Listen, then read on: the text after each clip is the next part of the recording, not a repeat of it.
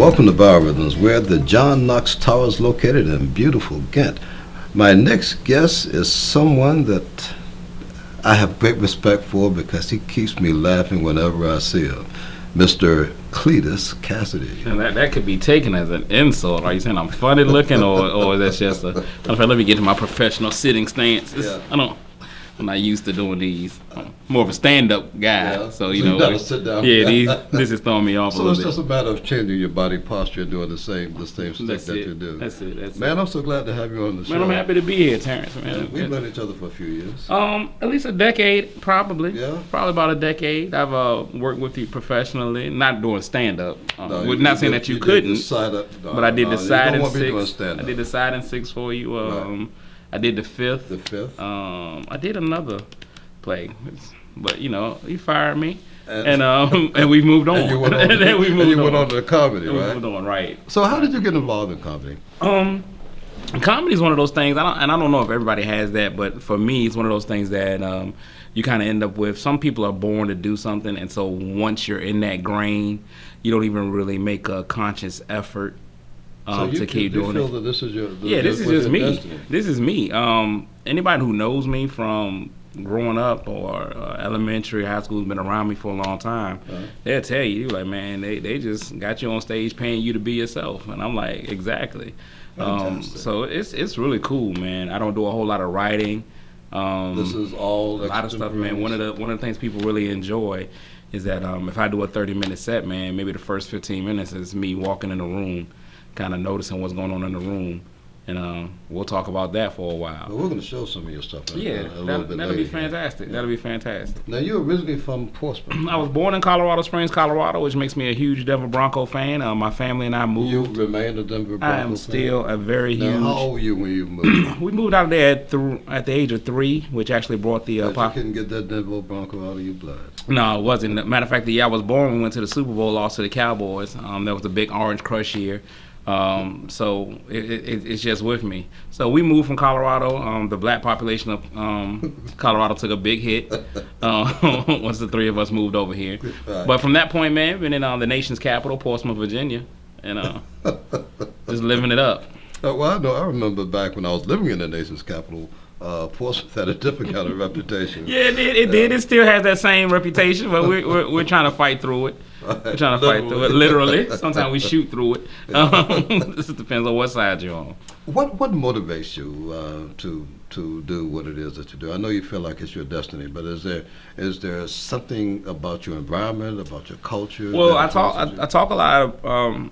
I actually do a lot of stuff about my real life and real life situations. There's a lot of the comedy that I do. It's amazing how things happen to me that continue to fuel that. So I don't know if that's God's kind of. Sometimes I'd be like, hey, look, is God giving you material? Yeah, give me a little less inspiration. Of course, being a parent, so you got to feed your kids. Right. So that inspires me because they eat every day. Right. No matter how I try to get them on a Monday, Wednesday, Friday playing, it doesn't work out.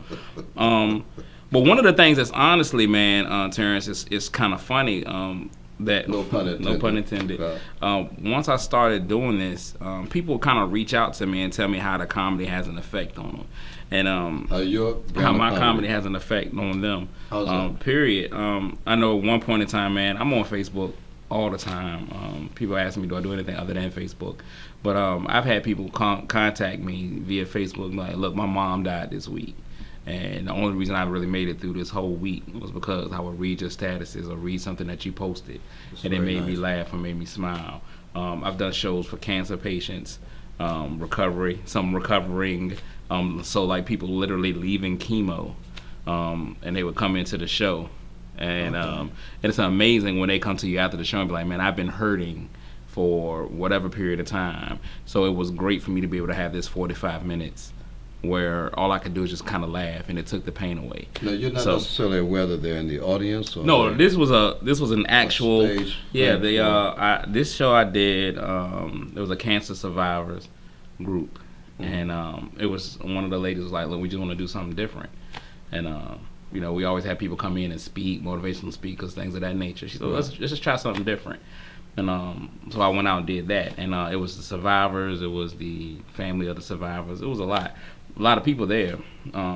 was an amazing experience. One of my favorite ones. How did you feel when they asked you about doing that? Because you had not done that kind of thing before. Yeah, that's not something. Now, one thing about me is I had this whole let's do it. Sometimes people say that I was born the wrong race. Because most of the time black people are a little bit on the let's hold off side. White people are like, let's do it. Yeah. But they called me, asked me to do it. And I was like, let's do it. And so then afterwards, I was like, man, what did I sign up for? Right. And so it was a little bit of a trepidation. It was one of the most nervous times that I've had as far as stand up is concerned, man, because it was just that important. But it was a fantastic, man, one of my most rewarding experiences. How was the room? Oh man, the room in the beginning didn't really know what to expect. Right. Yeah, it's kind of like they don't know what I'm going to talk about. I don't know what I'm going to talk about. So we're all there. We had this like odd impasse, right. And from that point, man. But once I got started, man, everybody was in. We had a ball. Fantastic. We had a ball. How large was the room? How many people? I think that may have been between 50 to 100 people. Mm-hmm. So not a large group, but. Okay, we need to take a little bit of a break now. You got a restroom? Back, yeah, I need to go to the restroom. Yeah, well, once you hit 50, man. 50? Once you hit 50. I wish it was just 3 50. times an hour. Yeah. But we're going to take a break now, and when we come back, we're going to talk a lot more about where you find your material. No problem. We'll be right back. BioRhythms is brought to you by KRT LLC, providing full-service tank cleaning, painting, fire watch, and shipboard maintenance for marine, industrial, government, and commercial businesses. The KRT website is www.k-r-tllc.com, and you can call them at 757-228-3452. KRT LLC, your leading provider in quality shipboard solutions.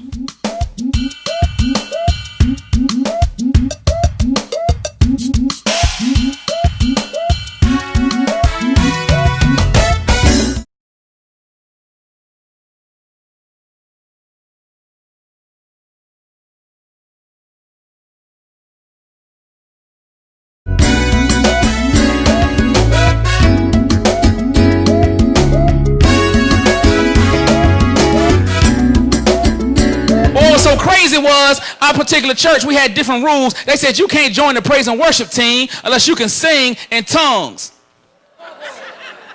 I said, well, this is going to be difficult for me because I can't even speak in tongues. To the audition, we had ministry trials, so I went to the audition, and I went, and the words were all written in tongues, so I didn't really understand them. But how many of y'all know the Lord will always leave you a ham in the bush?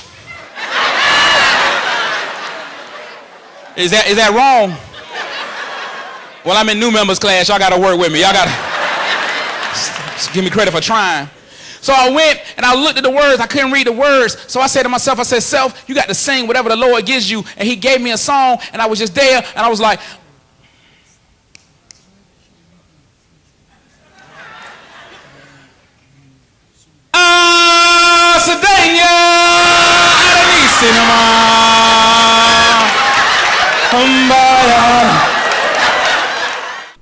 Welcome back.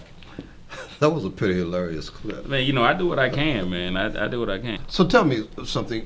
What would you say is your most memorable experience? Most memorable on stage moment. You would probably say that they're all memorable. I wouldn't lie and say that because I've forgotten about some shows that I've done. But what is most memorable for me is being able to control the room. And I'll tell you what probably one of my most memorable moments was. I integrate music in a lot of my sets. And again, people who can't are always experts on something. So since I can't sing, I do a lot of music sets. And the ability to me, one of the songs that I do, I teach it to the audience. And that sounds familiar. And to be outside of it and watching is so amazing because people come to see comedy. They come to see comedy. They come to laugh. They don't want to be involved outside of their laughter. That's all that they paid to do was come in and laugh. So the ability to take an audience and have them sing something back to you that you wrote and just kind of listen, I was kind of in awe of it. I'll never forget. I was just like, man, they are singing my song. Can you give me a little bit of what that song is? It's a parody of it's a song parody of Marvin Sapp's Praise Him in Advance. Oh no, yeah. It's a parody of Marvin Sapp's Praise Him in Advance. and it's called Snacks Are My Enemy. And Snacks Are My Enemy. yeah, it's got a long setup, man, about what you go through with snacks, and it just goes. I've had zebra cakes, I've had fudge rounds, marshmallow pies, yellow and brown, assorted cakes by Sara Lee. Don't you know food's my enemy? And then everyone sings it, and it's great because people just kind of get over to laughing, and then they sing it like everybody learns it. It's got a big crescendo at the end. It's a lot of fun. You must have run across some people that are singing their song who feel that they are a lot of people, incredible singers. Well, I've done it quite a few ways, man. I actually have singers. I have now background singers, which is amazing because comedians never have background singers. But I do have 3 awesome vocalists: Slater Joel, Karen Poole, and Rhonda Thompson. And we'll sing it like a real song, and I have them doing solos, and it's crazy how it works out. It's crazy. Man, I have to come and see. It's been a while since I've seen it. Yeah, and you know what? One of the things that I really enjoy is that it's never really the same. I really try to do that. I try to do different stuff. Because so many people go to comedy shows and they know what they expect. They know I'm gonna come in, I'm gonna sit there, he's gonna tell some jokes, then we're gonna go home. So I try to make it an experience more than just you coming to a show, especially when it's something that I can do a whole show on. I remember I was running Virginia Beach Funny Bone. They were allowing me to do a quarterly show on Sunday evenings, and I always ran a theme. And like one of the themes was actually the musical. So instead of me doing any jokes per se, I did all parodies. So it was a musical. So just different, being able to do different things. I've had a poetry battle with a local guy. Battle. Yeah, it's a guy named Godchild who's local, and Godchild's a phenomenal. He's a phenomenal poet, and he and I had a poetry battle. We did a poetry slam, and he did. I had another poet one time, a guy named Jermaine Lewis, and Jermaine's delivery is very, very fast. Okay. And I was the interpreter, so he would actually say the poem, and I would interpret what he was saying, but it was comedic. So we always try to do different things. When you mentioned that Jermaine had a very fast delivery, it makes me want to talk about the importance of timing in terms of delivery. Talk to me about timing. It's the key to comedy. The key to comedy is always the delivery. I have seen some people with some fantastic material. The concepts are fantastic. The premise is great, even the punchline. But they just don't know how to deliver it. I've seen some people who have had stuff that is just not funny at all.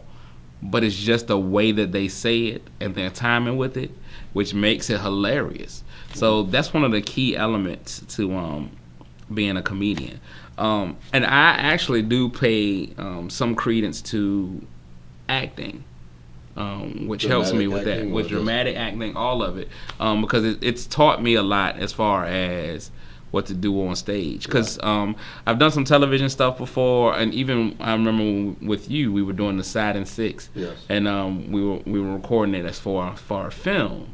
And one of the things that really got on my nerves about recording for television and movies, especially way back in the early days of the 90s and the 2000s, is when you did everything with one camera. Right. And so you did it and you stopped, and then you did it again and you stopped, and you did it again and you stopped, and that really got on my nerves. But what I loved about the stage was that you had one shot to get it right. Like either you got it right here, or you're not gonna get that shot again. Right.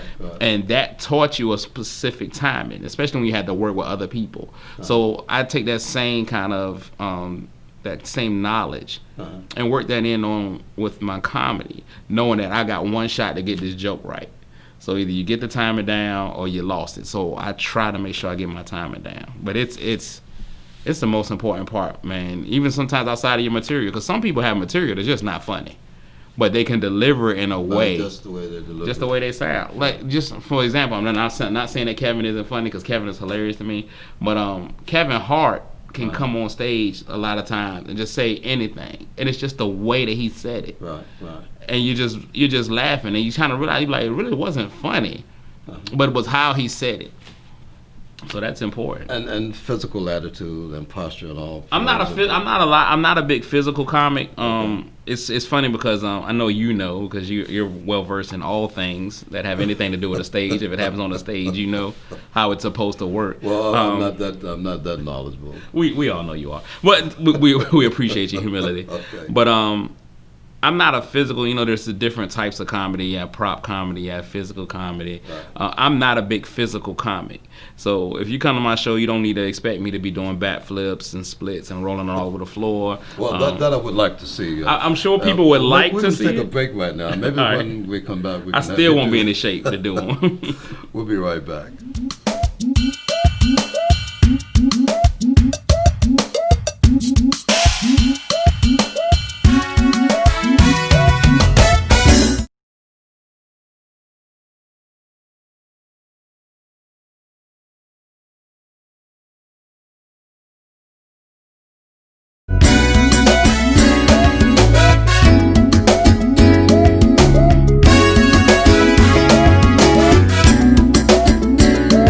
So, this has been quite an extraordinary year for you. Big year. Yeah, tell us about some of the things.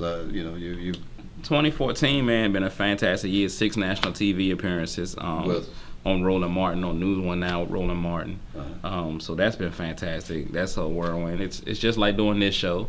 So it's the same thing, right. except it's live television and there's millions of people watching. Not saying that there's not going to be millions watching yours. And millions of dollars spent, right? Yeah, but we're right there. Our budget is right underneath that. I was trying to keep that under wraps. Yeah, but I let it go. We can tell. I did that pretty well, though. We can tell. So that was fantastic. I won McDonald's Gospel Fest, which is a nationwide contest that they had. So I won that for the category comedian.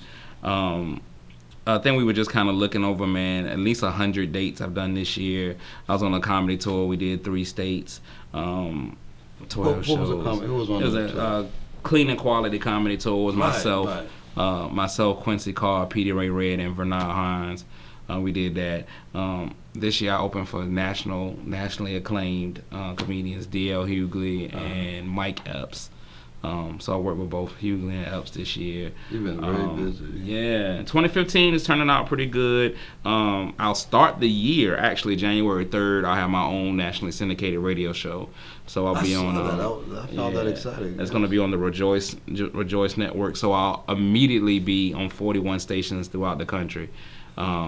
So I'll be just invading... I'm so proud of you, brother. Yeah, invading people's homes. And we're going to be trying to spread it. I mean, of course, it'll be on demand on the website and things of that nature. So that's great. We've already started booking for 2015, so I've got stuff booked all the way into June.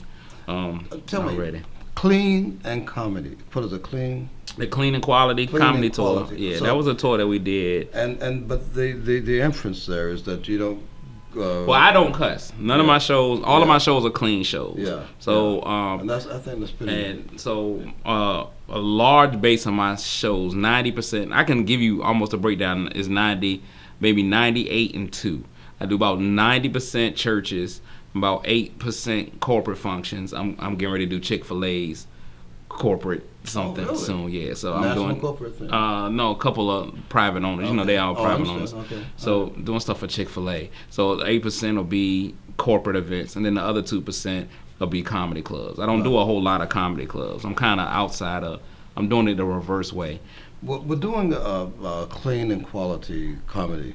How do you handle hecklers? And see, here's the thing about me and hecklers. I don't have a huge problem with hecklers. Because I refuse to let anybody else be a part of my show. I'm selfish in that way. I'm an only child with one brother. So I tell people off the top, man, you're not getting my time. Right. And what you do when you start realizing as a veteran, right. you realize if it's a heckler, you cut them off quick, and then you keep on with your show. Can you give us an example of what you would say to a heckler? It would just depend. It's a depend. What I usually do. What I usually do is kind of just let them know, look, there's always one in every crowd, somebody who needs that attention. We've given it to you. Now we're going to move on, all right? I don't know if you left your helmet at the door when you came in, but if you did, this is your opportunity to get up and go get it, and nobody will say anything to you. But you shut them down quick, and then you get right back to where you were. But you never really sit there because you lose if you sit there and you keep going back and forth with them. So you get in, you cut them down, and you move on. Tell me something. How can folks get in touch with you? Keep touch with what you Man, doing? as long as they don't call me, everything. No, because I got a reverse phone plan. My days are free, but my nights and weekends I gotta pay for. No, my website is www. If I have to tell you, it starts with www. You probably shouldn't be on the computer, right? So that's for my mom and her crowd. Old school, but it's cletuscomedy.com, CLETUS comedy.com. I'm on Twitter, Instagram, Facebook. All of those are Cletus Comedy. It's branding.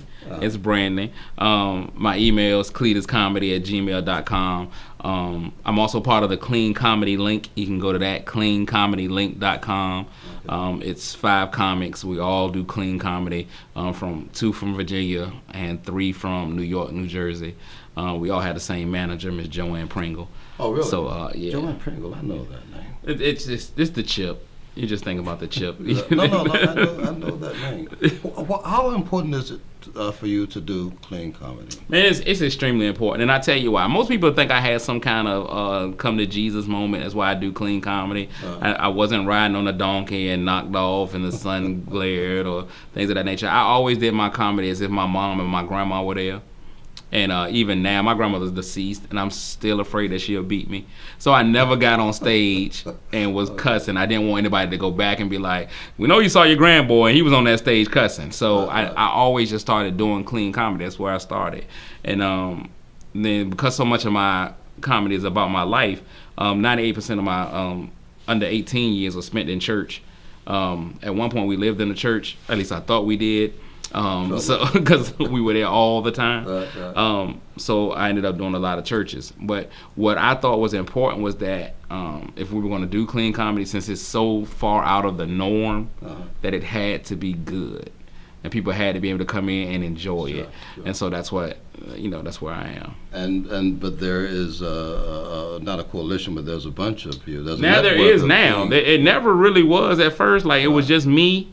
Like 3 other people, Jonathan Slocum, probably John Gray, just a few people, but it's really growing now. And one of my mentors is a guy named Akintunde, who is a comedian out of Columbia, South Carolina, who actually is not from Africa. We don't know where the Akintunde came from, but that's what his mama named him. And but he has told me that one of his goals is, and I've worked with him, I did a special for him last year called A Very Funny Christmas. So that was another TV credit. But anyway, one of the things that he said is that we can change the culture of comedy, and in order to do that, we have to be clean and we have to be just as good as those who cuss. And I'm not taking away from anybody that cusses. Sure. A lot of people make a lot of money for using cuss words, and I've wrestled with God many a day and be like, man, if you could just let me cuss for 6 months and get this Kevin Hart money, I'll go back. But if you want to change it, you have to go in and be as good as they are with what you're doing. So that's one of the things that we're doing. I want to thank you, buddy, for coming on and man, I want to thank you for having me. I have not been on Cox 11, so this is a groundbreaking moment for me. That's a groundbreaking moment for us to have you on board, and I really, truly appreciate it. And I'm sure that all of our viewers are going to go to your Facebook page. Hey, both of y'all go. No, all the viewers go. All the viewers go. I'm not. Listen, I was joking. I know it's 3 of you. No. There are only 2, but they're big enough for 5 or 6. Well, you know what? Hey, leave bit people alone. They got strange breathing habits. Thank you for coming on to the show. No problem, Terrance. You just assaulted me. And thank you for joining us. This has been a memorable show. Thank you for joining us. Have a good evening.